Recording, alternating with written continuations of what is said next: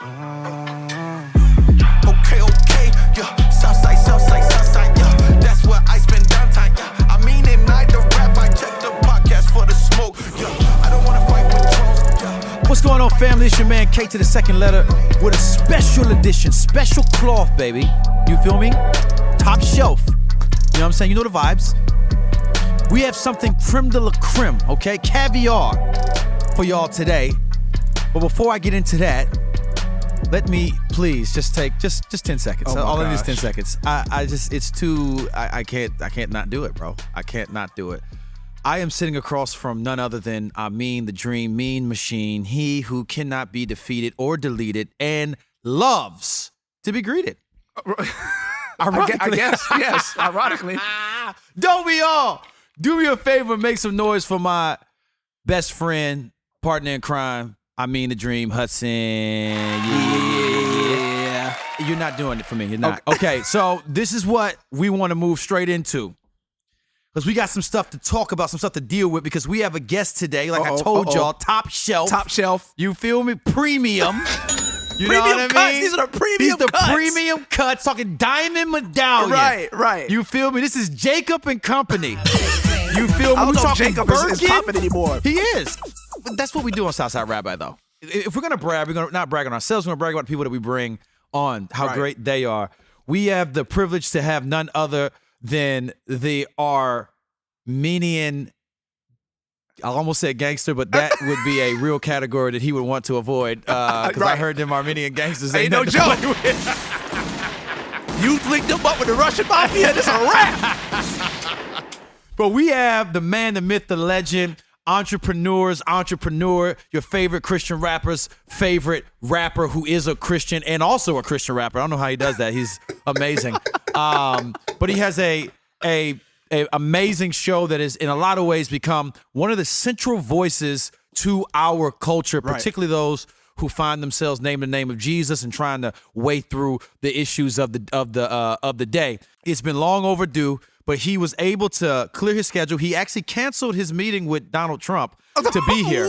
So I'm actually we feel very honored. Because you know what? I don't like that. I don't like that he canceled it for the two Southside it was wrong. rabbis. Don't know. I'm not Jewish, but rabbi in the name. Don't like it. Sorry, Ruslan, you just lost a huge opportunity. We're never gonna get. You're fired. Okay, go ahead. Southside Rabbi Tribe, make some noise for Ruslan. Hey, wow. That's the whole B. Amen. How you feeling, big dog? That's the best. That's the best introduction I've ever had. That's what we aim to do every time. I'm very excited to be here. I'll be honest. I came here with one objective, and that's to tell the Southside Rabbi universe, anybody that cares about me personally, I have a specific agenda with being here. We talk a lot about agendas, and the agenda is this. Okay. I am in my feelings that the only guys getting medal out here, the only guys getting plaques out here, is KB and Andy Mineo. So what I need people to do is I need everybody to go run up the Church Clap record by KB. Hey. And we need to bring some gold home for Southside Rabbi one time. We need a gold record for KB from 2012, but it's close. I've heard the rumblings. It's close to going gold. Yes. So I'm here to tell everybody to go run that record up. I run it up. I actually listen to the record when we're on the gym. And Church Clap? Yes, Church Clap. It comes up and KB playlist. Super glad to have you here, Ruslan. I think one of the things that we wanted to spend our time talking to you about is some of the hot takes that your podcast has brought to the good people of our country, brother. You have certainly leaned into some stuff. Now, let's start with Bryson Gray. Shout out to Bryson Gray. Bryson Gray. Shout out to him, okay? Nah, I'm just playing. It's no bad blood at all. We have a block party for our patrons where we kind of hang out with our patrons. We eat a good meal, and we just kind of chop it up, chew the fat kind of thing. And we had him on, and for like 2 hours, 3 hours. Yeah. Our producer is putting up a 3 right now, 3.5. Wow. And It didn't it seem like was, 3.5 hours. It was a fantastic display of unfruitfulness and I had Bryson on for 4 hours, 4.5 hours. That made 4 hours and felt like we went nowhere. Yeah. One of the things I admire about you is your ability to have conversation with people you disagree with, but actually make progress in the convo. Where you know, where us we typically get caught in the weeds. You know what I'm saying? It could be one of those things where it's like, man, you just said 10 things. I'm not saying that Bryson said 10 things wrong, but I'm just saying, for example, someone said 10 things wrong. It's just very difficult for us to be like, let's just pick one of those things. Right. We're like, no, let's go back to the beginning. Right, you know what I'm saying? right. So we admire your ability to be able to discern what people want, what is the main tension point.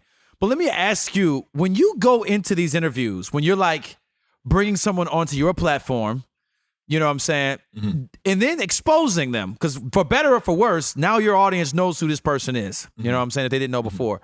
What are you doing when you bring them on, and how has it been so effective for you? I think the best ideas win. So I'm not threatened by ideas that are different than mine, whether that's, I don't know, a hyper charismatic position, a hyper fringe conservative position. I don't find those positions to be superior. And so because I don't find them to be superior, I'm not threatened to have a conversation with someone who views things differently than me. And I ultimately think, hey, let people decide. We need more conversation. We need more dialogue. We need more folks connecting and building on where do we find common ground and where do we differ. And so with the conversation with Bryson Gray, you know, a lot of it was you kind of saw, okay, he denies the Trinity. He denies Jesus as God. He doesn't think he deals with lust. He doesn't think that lust, the adultery thing, when Jesus talks about adultery, he doesn't think that passage, if you commit if you have lust in your heart, you committed adultery. He doesn't think that applies to single people. He only thinks that applies to married people. Well, therefore, if you understand that, then you would understand why he's so intense against people of different sinful persuasions. I'll just say that much, right? And I'm just not threatened by alternative ideas, and nor do I think all of my ideas are the best ideas. I keep a very simple core view of God and the world, and the rest of the stuff I'm just be like, oh, well, I don't know.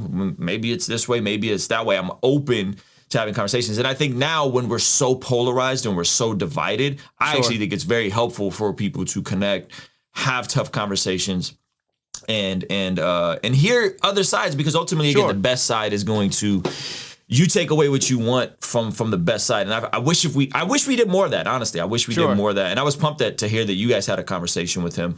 And I also know that not everyone stays who they are in the moment. Like, I think Bryson Gray can be someone totally different after pursuing God, or hopefully my heart for him is if 5 years from now, he's a different person than he is after kind of, being involved with churchianity for a year or two. That would be my heart for him. And I don't know if that's true, but that would be my heart for him. Yeah. No, that's fair. That's fair. As you look from your perspective at Christian hip hop, which I care about deeply, what are your concerns, Ruslan, as you think about where we are? As I want to give you a time to kind of address that for the remainder of our conversation. Yeah, Christian hip hop is always going to be an overflow of Christendom, in my opinion. So it's going to be the wide spectrum of Christianity, but in a more condensed pocket of people. And then you really see all of the tension of Christendom play out in this like microcosm of this Christian rap community. Right. So I think it's an overflow of the issues in the church. And so specifically with Christian hip hop, I think, wow, this is why we can't have nice things. That's where my mind goes. Like, this is why we can't have nice things in Christian hip hop, is because instead of, and this is why I hammer on, like, what are the essentials of the faith? Like, forget whether you're a Pentecostal or a Calvinist. Forget all these, like, if you just knew the essentials of the faith, you could be way more relaxed and way more gracious and compassionate to people you may disagree with. And so I think Christian hip hop as a whole, I mean, where else are you going to get people to come together, bro, that are far Pentecostal and super reformed and be in the same comment section or at the same show? Where else are you going to get folks that are hyper conservative and also lean more liberal because of their environments, of their the families they were brought up in? Right. because a lot of times folks just take on the theology of their community or of their family, right? Or their politics. Now you got everybody in the same room, right? And you're not really in the same room. You're in this little social room. Right. Communication is 90% nonverbal. I almost majored in communication in college. 90% nonverbal. So that means the majority is tone, facial expressions, right? All these other things, and everybody's just commenting and texting, and then you get what you get. Like, you get this weird toxic culture because there's different groups from different pockets coming together. There's lack of communication. There's lack of understanding how someone's going to perceive you and how this is actually going to come off. Right. And it isn't the most helpful. And so my heart would just be simply, let's just focus on the gospel. And by the gospel, I mean like the essentials of the faith. Sure. 1 Corinthians chapter 15, Ephesians chapter 2, John chapter 3, right? And I keep hammering this home over and over. And then if we could focus on the gospel, then I don't have to look down on anybody who has different convictions, and they shouldn't look down on me. If I have folks that are Seventh-day Adventists and they really are passionate about the Sabbath, respect. Man, that's a great discipline to live your life by. Week in fellowship. I have Seventh-day Adventists that I fellowship with. Respect. Okay, but the moment you look at me and say, Ruslan, you're in sin, or you're immature, or you're JV Christian, we've now crossed into fundamentalism. Right. And I think we got to get away from, and every camp does it. It's not, I thought it was just a Christian rap thing. It's not just a Christian rap thing. And it's not just a Calvinist thing. And that's what I had to get checked on this week by Dr. Flowers, who's an ex-Calvinist, and by Dr. Eric Mason, who's leans that way still. Sure. It's not a Calvinist thing. This is a spectrum across the board. Is we take our convictions, we project them onto the larger community, and and it's been embedded in Christian hip hop from the beginning. Like, it's always been our way or the highway. It's this way or that way. And I think we should be way more charitable, way more gracious, and patient, man. So engaging with a guy like Chance, right? Like, I don't co-sign everything Chance does. Sure. But goodness gracious, like, listen to his interview with Kurt Franklin. Tell me you don't hear a heart for God in that brother. Like, be patient with him, man. Like, I wish he wouldn't post like the local Chicago rapper that's at a strip club song on his IG. I wish he wouldn't do that, but you can't tell me that dude doesn't love Jesus. It's gonna take time. It's gonna take time for him to Justin Bieber, whoever. And again, if we go into the Christian hip hop circle, the same thing. There's brothers in the Christian hip hop circle that may smoke weed, that may do this. I'm gonna preach the gospel to them and say, hey man, God's heart is for you to be restored. And maybe instead of you self-medicating, you go see a therapist. Maybe you go deal with this thing so that you don't have to feel like you need to do this. Or maybe, hey, check out this workout regimen, change your eating. So I think I'm hopeful if we can just get away from fundamentalism. I'm also hopeful if we see more brothers doing what you guys are doing, which is using new media in a way that's different and not waiting for people to put you on, not waiting for a Lecrae shout out, waiting to be on the Reach Summer playlist, not waiting for anybody to do anything for you, but to go and did it. And that's why I admire Brian Trejo and Kingdom Music and all those brothers, is because folks don't even know who they are, and they went out and built a whole movement. I love it. On new media. Yeah. If we can do that, we'll be in a great. So we need more YouTubers. We need more podcasters. We need more influencers. We need more people who are entrepreneurial, fitness people, all these different things, because that's going to get us out of this little Rapzilla, Reach Records echo chamber of these 100 or 200,000 people. You pull back and you're like, there's way more people here that would love what we do if they know it existed. And that's what I'm finding in with YouTube. There's folks that have no idea about Christian rap, but they're coming back to my old catalog and loving my music because I'm providing value in a different format. It's dope, bro. That's so good, man. That's a really word, good. Bro. That's a word. As you was talking, it made me think about what St. Augustine said, that in the essentials we have unity, in the non-essentials we have liberty, and in all things we have charity. Right. That literal heart of any chance of us being able to sustain a movement is that I have to have grace on the things that are not blocking you from getting into heaven, bro. Amen. I think God is going to give you a tattoo test when you get to heaven. You know what I'm saying? Oh, what a point. You would have made it here, KB, but you were so close. I'm sorry, man. You know what I'm saying? That's good. Peter, close the gate. Come on, Pete, get in here. And I think that's a really, really good word, man. And I love and I'm going to say this, and then we'll close up here. But brother, I think what you said needs to be seriously considered by anyone that considers that is a part of our community.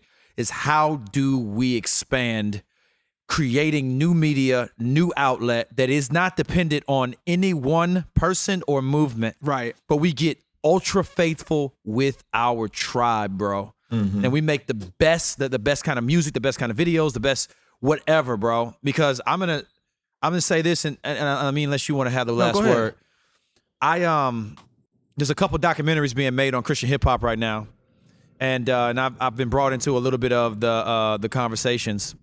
And I got a chance to go spend some time with my first pastor. I still consider him one of my pastors, Pastor Tommy Colonin, at Crossover Church. Yeah, Crossover Church is central, bro, to the Christian hip hop movement. Yes. You don't have a KB without Crossover, because I was discovered at Flavor Fest, which was at Crossover Church, the festival that they put on. Tommy, let's not get twisted. A lot of people were discovered at Flavor Fest. I'm just gonna give you two. I'm one of them. So, like, Pastor Tommy literally shut down so it was a festival at his church. He shut down all the stages and made Lecrae's team watch me perform by putting me on before them. And because he felt that if they saw me, they would be drawn into HGA. Wow. Right. So Pastor Tommy did that. But the same thing happened 8-9 years before that with Mr. Lecrae Moore. Lecrae went to Flavor Fest as an attender. And his album was heard by Tommy and DJ Official and Tone. And Tone and Official were best friends. And Pastor Tone was a pastor at Crossover. Right. Okay? Wow. And they are the folks people that with then, Cross Movement. They delivered him to Cross Movement. Right. Wanted to go talk to Pastor Tommy about that. And he opened up this, he said he felt that, and I agree that the Lord had even organized the time we had to talk about this, because he opened up this cabinet, bro, that was basically like the definitive history of Christian hip hop, bro. And he gave me this, it was called the Who's Who in Christian Hip Hop Resource Directory, okay? Wow. And it was author and edited by, editor-in-chief was this artist called Lady J that had a literal directory, bro. Wow. A literal directory of everyone that's in Christian hip hop, who they are, what label that they're a part of. This is before we knew who Reach Records was, 116, any of that. There was festivals, magazines, managers, promoters, labels, making a living. And might I add, it was an industry. For my woke S brothers and sisters, it was a bunch of black and brown people employed there too. Yes. And Christian hip hop was literally like what we are saying we want to see in broader culture was happening in full. In Christian hip hop. You had sure people was. making a living from our community. Yes. For our community. Building companies, building labels, building media companies, graphic design. I remember people were building all kind of stuff, and the majority of them were people of color. Yes. I remember. And this is a much longer conversation. But what happened is what happens in any movement when things begin to centralize into one thing. And I can't, this is not to point any finger, because I'm a part of it, bro. I'm a part of the hungry mouths at the top that basically are absorbing all of the attention. You're standing in a doorway and light is shining into this room, and there's 100 dudes behind you that are better than you. Okay? Right. But the light can't get in past you because you're standing in the doorway. You know what I'm saying? And I think that doorway got filled more and more and more. And then the people that were in the room, if I can continue this analogy, started to believe that their destiny was somehow trying to get a little bit of light that may go around the big guy, as opposed to leaving the room. Yeah. Starting your own thing that isn't dependent on getting a shout out or being centralized somewhere else. So we need that kind of innovation, because that's what we had in the beginning. Movements continue when they learn how to restart themselves, bro. Wow. And restarting means beginning to do the things that you did in the beginning and becoming what you were at the beginning. And what we were at the beginning is exactly what you were calling that we become now, which is a centralized in our convictions, in our ethic, in our mission, but man, scattered in our audience and the production of all kinds of different platforms and then collaborating with those. I was going to say the collaboration I think is important too. Right. Yeah. Because what would stump that out is instead of cross collaborating, folks recognize something valuable that somebody else has and they try to absorb it. Yes, which is what has happened. Which is what happened. Maybe not on purpose. Right. But that's what I think we have to also watch out for. We need to be pushing and platforming each other, not saying, oh, what you have is good. How can I use that for my thing and absorb it? And it becomes mine now. And it becomes mine now. Right. Yes. Right. So, or what you got is good, but I don't want to put flame on it because it may detract from what I got going on. Right. You know what I'm saying? I don't want to add to it. Let me ask you this. Let me ask you this. Do you think that comes from a scarcity mindset? Absolutely. Yeah. I think it's two things. I think that it's the scarcity mindset. And I also just think not to sound all black and white here, but I think it just comes from straight out, flat out sinful greed. Wow. Two of those things mixing with each other. The devil a liar. The greed that we have to say, I want all that I can get, nobody else. And then the scarcity mindset of I've never had anything, so now that I have it, I have to push because somebody else may come and take it. Right. You know what I'm saying? That's facts, bro. I think if both of those things working together, you have a recipe for like keeping people out. Right. You know what I'm saying? Absolutely. So it's like, I never had anything, so I need to protect what I have. Everybody else is a threat. Hold on 1 second. Let me say, Ruslan, one of the tenets of, I'm sorry we keep bringing critical race theory because we had to study it because y'all made us study it. Exactly. Care about this crap. But one of their tenets, because they do say things that are right. One of the things that they said was right is that people in power typically don't create laws for those who are not in power unless that law benefits them. Yeah, and it's called interest convergence. Interest convergence. Right. Interest convergence is also a Christian hip hop problem. It's a man problem. Right. Because it is like, oh yeah, I'll help you. I'll give you a platform as long as I can see how it directly makes me look better. Right. Or if I don't have to do a lot of work to show you love. Like if I don't have to sacrifice anything. That's right. If it benefits me and if it doesn't cost me too much, then that's when it could work. That boy Flame, that boy Flame one year, he was like, we were talking about something and somebody was saying like, well, you know, this big rapper gave me a shout out. You know what I'm saying? He said he was rocking with my stuff. He ain't have to do that, man. He got 1 million followers, blah, blah, blah. And Flame was like, bro, that's not power, cuz. Power is that he texts you the number to the dude that got him on Jimmy Fallon. That is power. You know what I'm saying? Wow. Doing something that costs you something. I'm not talking about a retweet or a post. Yes. You know what I'm saying? That's easy. Ruslan, thank you so much for coming on today, man. We love you. This will be one of many. Yes, thanks, sure. brother. Hey, y'all go stream Church Clap, man. Listen, I need KB to get gold. Yeah. To get a gold plaque. So no chains in Church Clap are almost gold. And in fact, I thought they were gold. Remember, I texted you. I was like, bro, I can't believe it. I got 2 gold records. Oh, okay. And then the RIAA or whoever, they were like, yeah, we don't certify streams outside of the United States. So if we could do my worldwide streams, I'm way in the gold. Right. I'm like 600,000 records sold. Right. But if it's just America, that mug drops down to like 400 and 375. So you get it. We'll see, man. We'll see. Y'all play Church Clap in y'all cars all weekend, man. Just keep it on repeat. Church Clap. Let me hit it. Thank you, Ruslan. We love you, brother. Thank you appreciate y'all, man, for shedding light on us, man. And we look forward to more conversations in the future, my guy. For sure. Appreciate you. Man, we want to thank y'all for joining this last episode of Southside Rabbi with our boy Ruslan. Yes, sir. Make sure that y'all follow us on social media, Southside Rabbi on Instagram, Southside Rabbi on Twitter, and also make sure you guys follow our homie Ruslan. I think he's Ruslan KD, right? And also make sure to consider becoming a patron, man. On our Patreon, we have a whole bunch of different tiers. You get behind-the-scenes bonus content, block parties with master classes. Last master class, we had Dr. Jarvis Williams come in and teach on Galatians chapter 1. So you don't want to miss that. And he's one of the world's leading scholars in Galatians. Oh, he's just a little flex. Yes, he's a beast, man. Pauline scholar. So we love y'all. We'll catch y'all later. Southside Rabbi. Bow.